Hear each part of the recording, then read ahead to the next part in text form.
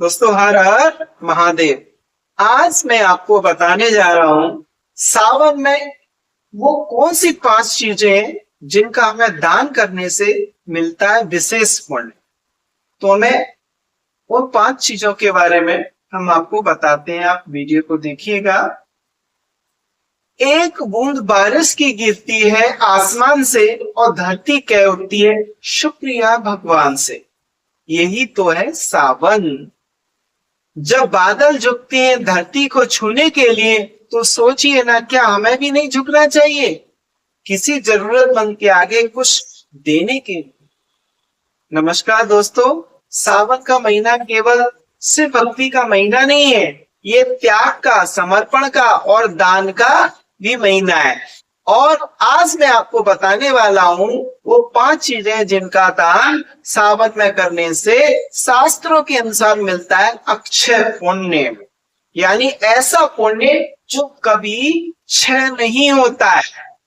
तो वीडियो को आप अंत तक जरूर देखिए, क्योंकि 5वीं चीज सबसे चौंकाने वाली है। तो दोस्तों, शिव पुराण में भी कहा गया है सावन में भगवान शिव स्वयं धरती पर विचरण करते हैं, और जब शिव धरती पर हो तो उस समय किया गया दान सीधे शिव लोक तक पहुंचता है।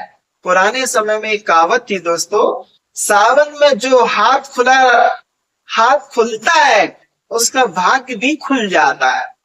क्योंकि दान का असली मतलब पैसा नहीं दोस्तों, दान का मतलब है अपने अहंकार का त्याग करना और दूसरों के दुख में अपना हिस्सा डालना।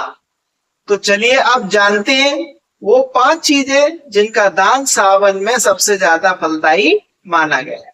सोचिए, जिस महीने में हम भगवान शिव को जल चढ़ाते हैं, कावड़ लेकर मीलों पैदल चलते हैं, और उसी महीने अगर हम किसी प्यासे को पानी पिला दें, किसी राहगीर को छाछ का एक गिलास दे दें, तो ये सीधा सीधा शिव को अर्पित यानी जल के बराबर माना जाता है। गर्मी और उमस में लोग प्याऊ लगवाते हैं, शरबत बांटते हैं, ये कोई साधारण काम नहीं है दोस्तों, ये पुण्य की सबसे सीधी सड़क है। आप जितना अच्छा करेंगे, जितना आप दूसरों की मदद करेंगे, उतना ही आपको अधिक फल मिलेगा। क्योंकि प्यासे को पानी पिलाना भगवान को सीधे छूने जैसा होगा। कहते हैं ना, अन्न है ब्रह्म, अन्न ही प्राण, अन्न बांटने से बड़े सम्मान। यानी अन्न है ब्रह्म और अन्न ही प्राण, अन्न बांटने से बड़े सम्मान। यदि आप किसी को कुछ हेल्प कर रहे हैं, मदद कर रहे हैं, तो वो आपका सम्मान करेगा। सावन में जब लोग व्रत रखते हैं, फलाहार करते हैं, और तो उसी दौर में अगर कोई किसी भूखे को एक वक्त का खाना खिला दे, तो शास्त्र कहते हैं ये दान 100 यज्ञों के बराबर पुण्य देता है। आप किसी मंदिर में भंडारे में सहयोग कीजिए या किसी जरूरतमंद को भोजन कराइए, असर एक ही है। सावन में बारिश के मौसम में ठंड भी पड़ने लगती है, ऐसे में किसी गरीब को, किसी असहाय को अगर आप एक वस्त्र दे दें, तो वो भी आपको पुण्य मिलता है।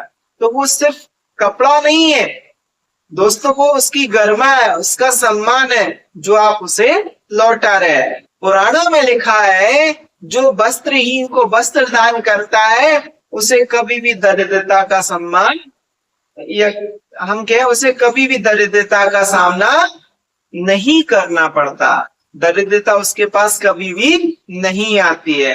अगर आप खुद पूजा नहीं कर पा रहे हैं, तो किसी गरीब भक्त को किसी छोटे मंदिर में को या बेलपत्र, धतूरा, पूजन सामग्री दान कर दीजिए। आप यदि आप खुद स्वयं पूजा नहीं है, तो किसी भी मंदिर में जाकर के उस चीज का दान कीजिए, तो वो आपकी चीज मंदिर में जब अर्पण होगी तो आपको भी उसका पुण्य मिलेगा, और साथ वो कर रहा है पूजा, उसको भी मिलेगा इसमें। क्योंकि दान का मतलब सिर्फ भूख मिटाना नहीं है, किसी की आस्था को सहारा देना भी दान है।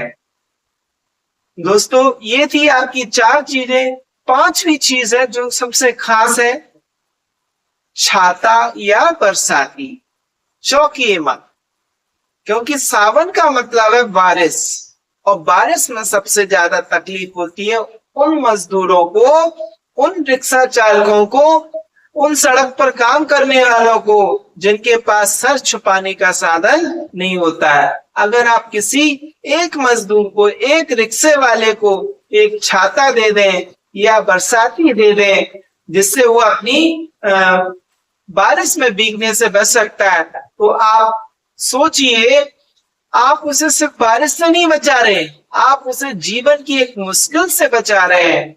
और यही तो असली शिव भक्ति है दोस्तों, दूसरों के कष्ट में अपनी छाया डालना।